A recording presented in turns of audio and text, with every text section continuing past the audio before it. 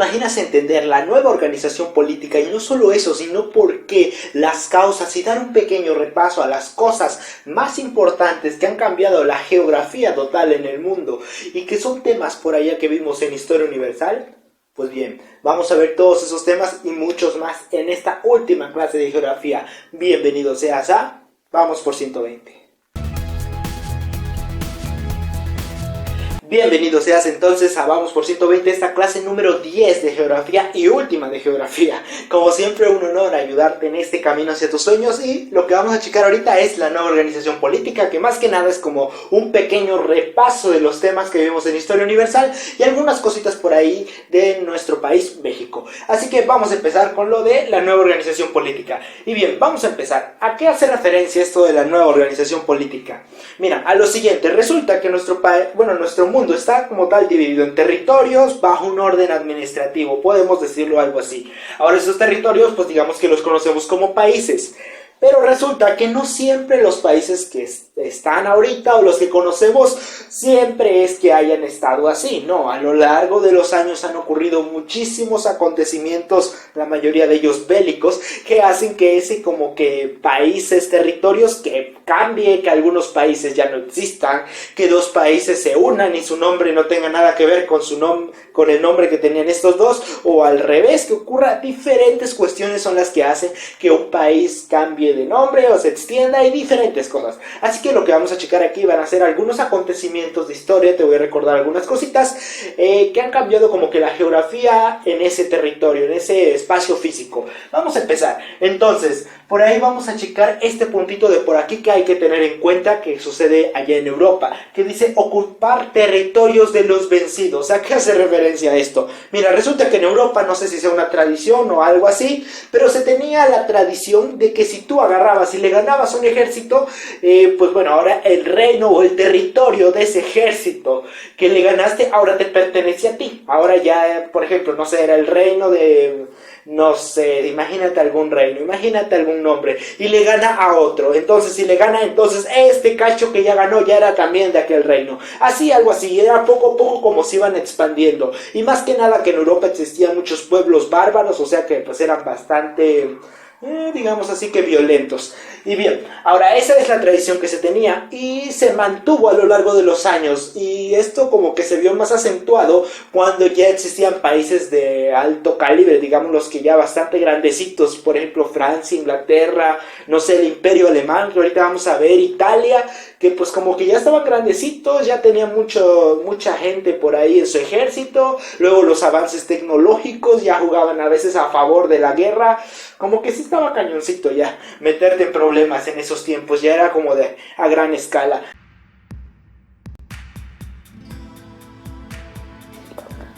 Muy bien, espero hayas tomado apuntes del pintarrón que te van a ser de bastante ayuda. Vamos a explicar ahorita, dar un breve repaso a esto que te puse en el pintarrón, desde la unificación italiana hasta lo que fue la caída de la Unión Soviética y nuevos territorios, y cómo han impactado a lo que es la geografía.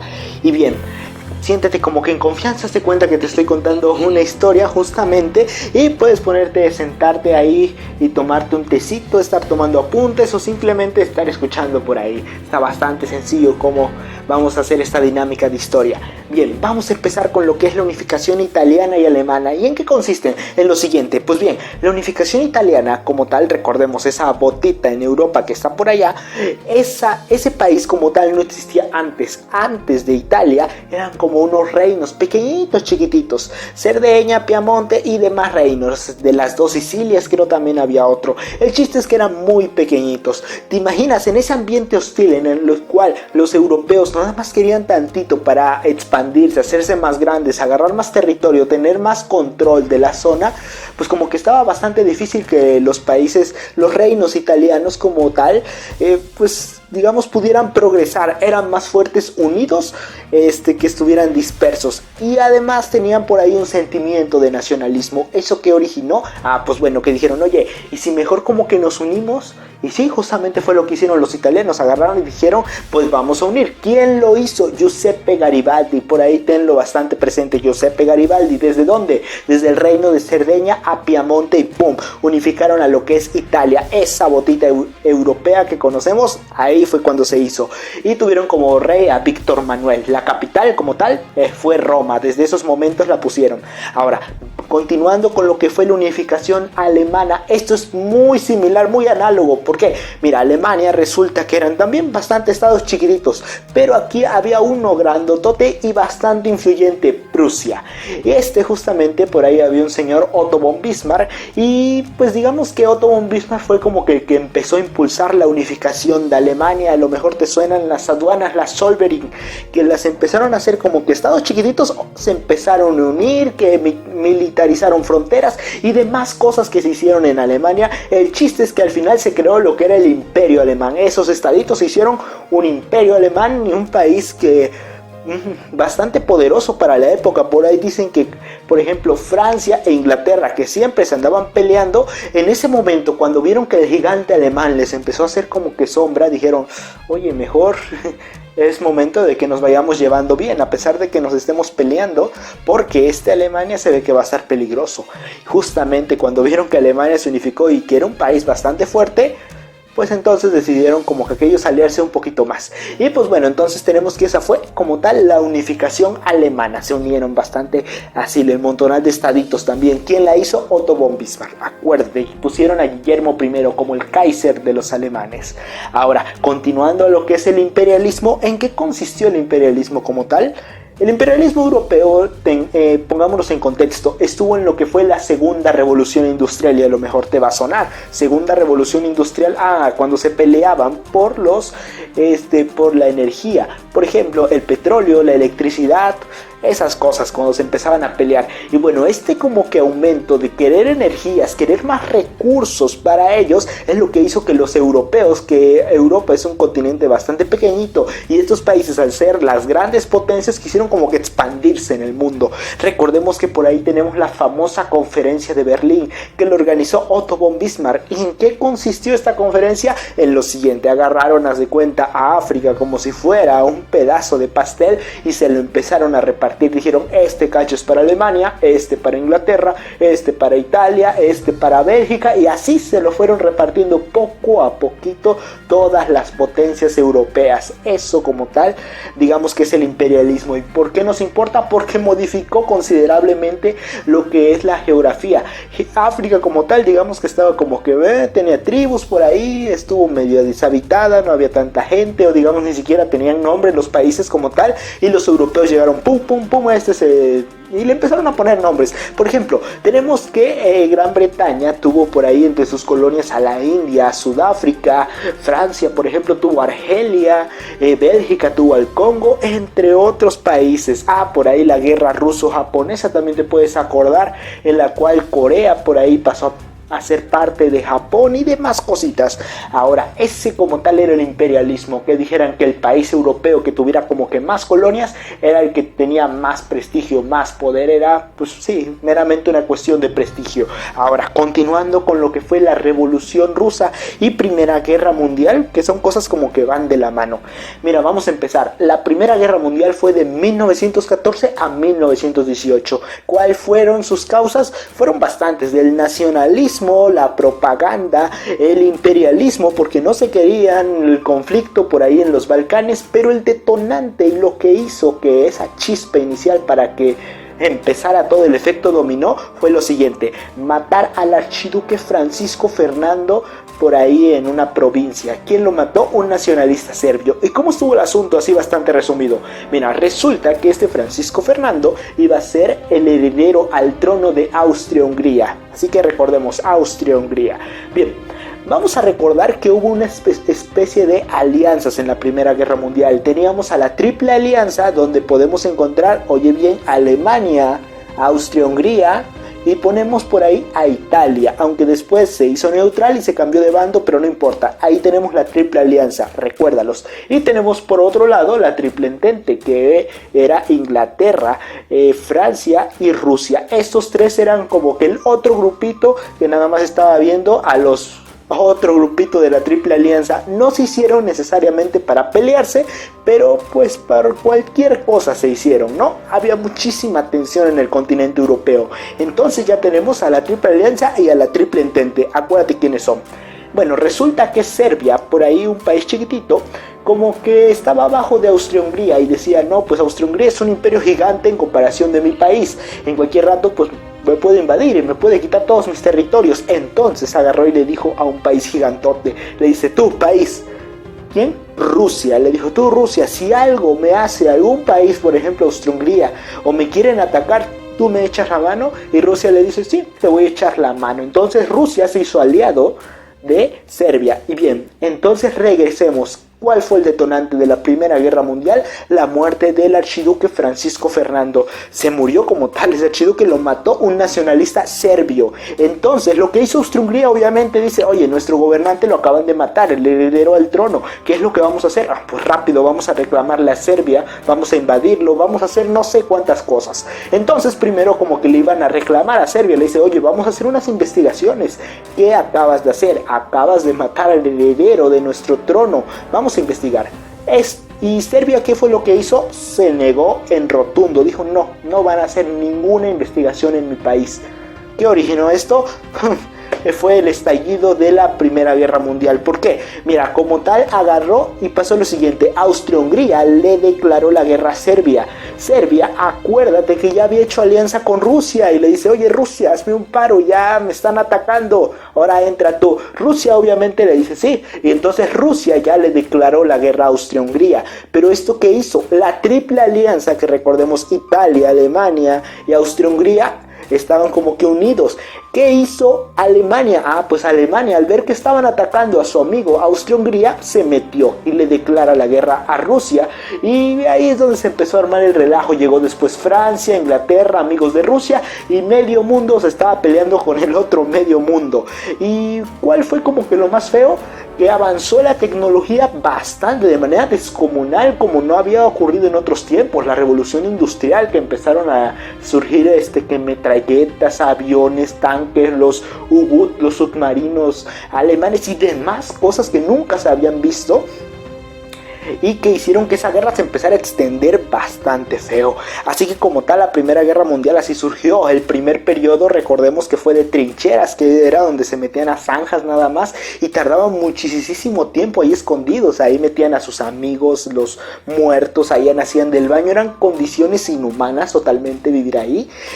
Tenemos también que se hundió por ahí el Lusitania en 1915, que era un barco que llevaba estadounidenses. Esto que hizo que Woodrow Wilson, el presidente de Estados Unidos, como tal dijo, oye, alemanes, porque Alemania fue el que hundió ese barco, dice alemanes, cuidado con lo que andan haciendo, como que les mandó una advertencia. Pero Estados Unidos no se metió a la guerra. Cuando se metió fue cuando se desequilibró la balanza. ¿Y cuándo lo hizo? En 1917, cuando se mandó el famoso telegrama Zimmermann.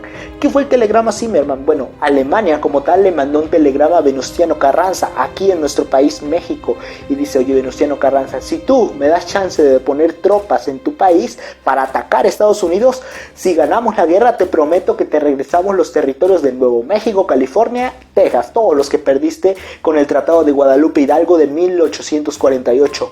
Obviamente esto hubiera sido algo como que bastante utópico para México, porque estábamos en la Revolución Mexicana, nuestro país era bastante inestable, pero Estados Unidos interceptó ese mensaje y dice, oye, estos de por aquí alemanes como que quieren hacer amistades con México y veo que no se calmaron, así que me voy a meter a la guerra.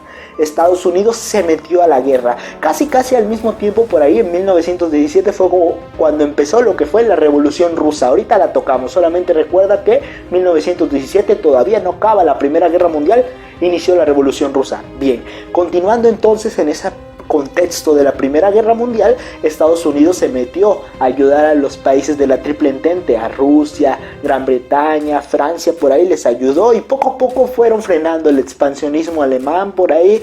Y el chiste es que los alemanes se quedaron como a ciento y tantos kilómetros de conquistar París, la capital gala que ellos querían conquistar, para que pues bueno, digamos que la guerra se inclinara más a su favor. Y como perdieron, pues poco a poco, luego pues mejor se decidieron rendirse, firmar tratados. ¿Por qué? Porque ya era inminente la derrota.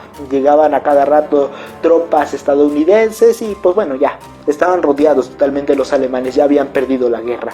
¿Cuáles fueron las consecuencias de la Primera Guerra Mundial? Las siguientes. Tenemos que fue el Tratado de Versalles, donde le impusieron muchísimas sanciones a Alemania. Se pasaron muy feo, las vemos a detalle en Historia Universal. Y además de que caen las monarquías absolutas, ahí es donde se modifica lo que es la geografía. Recuerda, las monarquías absolutas, todo eso de reinos y todo eso, pum, va para abajo y ya no vuelve a existir después de la Primera Guerra Mundial. Ahora, regresando a lo que fue la Revolución Rusa, recordemos, en 1917 se salió Rusia. ¿Pero por qué? Mira, poniéndonos un poquito en contexto, ¿por qué Rusia hizo esa revolución o por qué se hizo todo ese alboroto? Fácil, mira, resulta que en Rusia había bastante hambruna, bastante pobreza, mucha crisis. A lo mejor hasta te acuerdas del coeficiente de Gini que te mencioné por ahí en economía mundial, y pues justamente haz de cuenta que estaba muy desequilibrado ese coeficiente, había muchísima desigualdad entre ricos y pobres. Esto que originó que la clase obrera se empezara a levantar en armas y dijera: oye, te vamos a quitar del poder porque no haces nada, nosotros estamos muriendo de hambre. Y entonces ahí es donde empiezan a surgir como que ideas socialistas y todo ese relajo. Lo primero, como tal, la Revolución Rusa como que se dividió en dos fases: la Revolución de Febrero y la de Octubre. Primero, en febrero tenemos que esa revolución como tal se empezaron, digamos que, a reunir los trabajadores con tal de quitar al rey Nicolás II de la dinastía Romanov, ¿no? Y lo quitaron, lo mataron después y al final de cabo, pum, pusieron un gobierno provisional a nombre de Alexander Kerensky. Lo importante de este gobierno por ahí es que se dejaron como que se metieran exiliados políticos y por ahí llegó Lenin. Lenin, acuérdate que va a ser uno de los personajes icónicos en la Unión Soviética. Ahorita vemos por qué. Llega entonces Lenin y ve cómo está Rusia y dice: oye, podemos adaptar el socialismo, esa teoría que hizo Marx, la podemos adaptar en nuestro país. ¿Cómo la vamos a adaptar? Con un libro. ¿Cuál? La Tesis de Abril. Y márcalo o guárdalo por ahí. Tesis de Abril la hizo Vladimir Lenin. Entonces hizo esta Tesis de Abril justamente para adaptar ese socialismo a Rusia, y con su ejército de los bolcheviques, así bastante resumido, pues pum, ¿no? Agarró el poder y entonces ahora se creó la Unión de Repúblicas Socialistas Soviéticas, la URSS. Y tenemos que fue como que un modelo económico bastante, pues digamos, novedoso, porque en esos tiempos solamente se conocía el capitalismo. El socialismo era algo totalmente teórico, nadie lo había puesto en práctica, y ahora ya existía un país que era socialista. Y bueno, eso fue como tal de Lenin. Después que se vienen proyectos económicos, viene Stalin con los planes quinquenales, pero eso lo vemos más a detalle por allá. Ahora vamos a checar otra de las cosas. ¿Cuáles fueron como que las consecuencias de la Segunda Guerra Mundial? De la Segunda Guerra Mundial no voy a hablar, está bastante extensa, pero sus consecuencias fueron las siguientes: la creación de la ONU, que la ocupación alemana. ¿Qué es esto de la ocupación alemana? Pues bueno, Alemania otra vez fue el que inició la guerra por resentimientos del Tratado de Versalles principalmente. Fue una de sus causas, digamos, de la Segunda Guerra Mundial. Se hizo esa guerra. Ahora Alemania como tal lo tenían que contener. Entonces como que dividieron ese país en 4 zonas. Una para Francia, otra para Inglaterra, otra para Estados Unidos y una para la Unión Soviética. Obviamente, como no compartían las mismas ideas económicas, políticas, sociales, se dividieron como que Alemania en 2 cachos. Y ahí fue cuando se creó la famosa RDA y la RFA. Por ahorita vemos lo que fue la Guerra Fría y todo ese relajo. Esa fue la división de Alemania. También por ahí tenemos lo que fue el muro de Berlín. Entonces después sigue lo que fue la descolonización de Asia y África. ¿Y a qué hace referencia esto de aquí? Pues resulta que como los países después de la Segunda Guerra Mundial quedaron bastante desgastados, por ejemplo imagínate Francia y sus colonias, pues no tenía bastante dinero, ni energías, ni ganas ya de tener esas colonias. Así que pues fue rápido independizarse, se independizaron y ya cada quien se hicieron otros países, y los países europeos como que se fueron quedando sin colonias. Así de sencillo lo podemos resumir. Ahora, regresando, una de las consecuencias más importantes, por ahí dicen el mundo bipolar, o sea en 2 polos, capitalismo y socialismo, fue la Guerra Fría. ¿Y estos qué son? Pues básicamente son modelos económicos que en este contexto de la Guerra Fría trascienden lo económico y se van a lo ideológico, a lo político, social, cultural y demás cosas que influyeron en la población en esos tiempos. Tenemos que del lado socialista tenemos países como Checoslovaquia, Hungría y la República Democrática Alemana, que era el cacho que le tocó de Alemania a la Unión Soviética. Tenemos por ahí también Italia, Francia y la RFA, que le correspondían a Estados Unidos. Tenemos como que los dos bandos ahí. Ahora vamos a checar que cada uno tenía su proyecto económico con el cual digamos que financiaba guerras, financiaba que un país se volviera de su bloque de diferentes cosas. Los socialistas tenían la famosa Comecon, mientras que el plan Marshall era el que respaldaba a los Estados Unidos, o básicamente era dinero pues que metía Estados Unidos, y también sus propios ejércitos, el Pacto de Varsovia de los socialistas y la Organización del Tratado del Atlántico Norte, OTAN, del parte del bloque estadounidense. Bien, ahora, bueno, la Guerra Fría ocurrieron muchísimas cosas, conflictos tipo la crisis de los misiles, guerra de Vietnam, guerra de Corea y demás cosas que vamos a checar en Historia Universal. A final de cuentas, cuando acabó la Guerra Fría, tenemos por ahí que se partieron como ciertos territorios, y yo, si fuera tú, esos territorios que dice Yugoslavia, Checoslovaquia y la Unión Soviética, los subrayaría y me los aprendería sin dudarlo. Tenemos entonces por ahí que Yugoslavia se partió en lo que es Croacia y Eslovenia, Checoslovaquia, República Checa y Eslovenia, y tenemos a la URSS, que bueno, son como 16 repúblicas me parece, y digamos que las más representativas son Ucrania, Bielorrusia, Estonia, Georgia. Las demás son como que de nombres más raritos, que Kazajistán, algo así se llaman. Están bastante medio raritos sus nombres. Y bueno, este fue como que un repaso, me medio extendí un poquito, pero son cosas bastante importantes de lo que es Historia Universal, así que por ahí tenlas bien presentes, todas esas cosas de Historia Universal, y pasamos a lo siguiente de aquí de Geografía. Muy bien, entonces ya para finalizar este video vamos a checar esto de México. Vamos a ver qué cosas tiene nuestro país México. Bien, empezando, primero es una república federal. ¿Y esto a qué hace referencia? Bueno, si te acuerdas por ahí en las clases de historia de México, te dije que cuando nuestro país estaba como que haciendo, hubo como que dos modelos que se querían hacer, que república central o república federal. Y vamos a checar que la república federal consistía justamente en que digamos que había una constitución, había una ley que regía todo el país, pero digamos que cada estado tenía cierta soberanía, ¿no?, en nuestra nación. Ahora, lo contrario, la República Central, digamos que un estado, digamos en el centro, en este caso nuestra capital, iba a ser la que iba a mandar. Ahí se iba a decir todo y punto, ¿no? Y pues justamente nuestro país terminó ganando con lo que es la República Federal, que actualmente así es. Ahora vamos a checar lo que son algunas de sus fronteras. Vamos a ver que al norte con Estados Unidos tenemos una frontera que mide 3.152 kilómetros, lo cual sí es bastantito.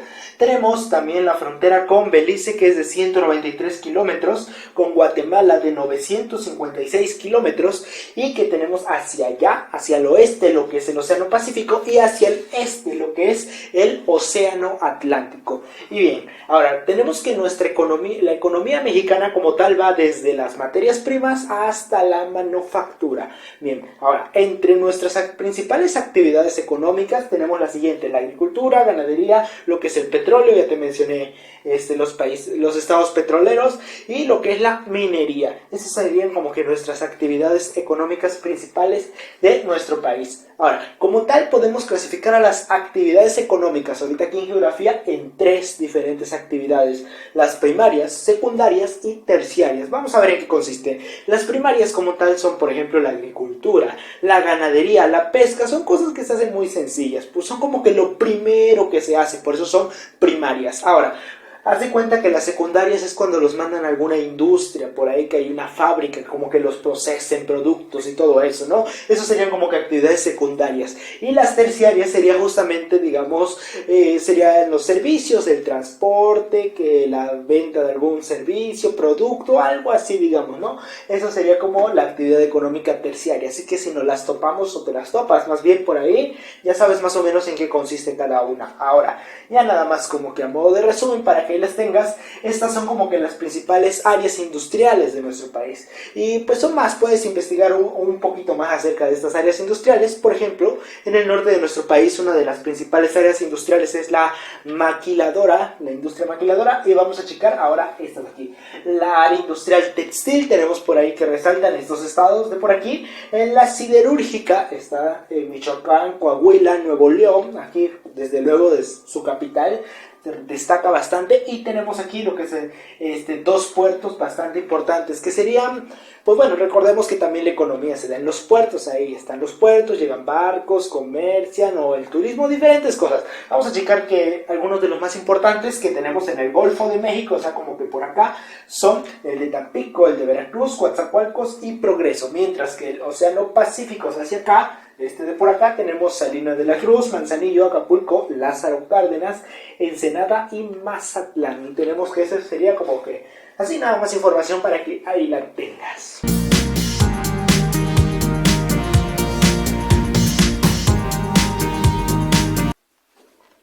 Bien, como habrás notado, geografía es una materia bastante media extensita y que se mete por ahí en otras materias, como te habrás dado cuenta.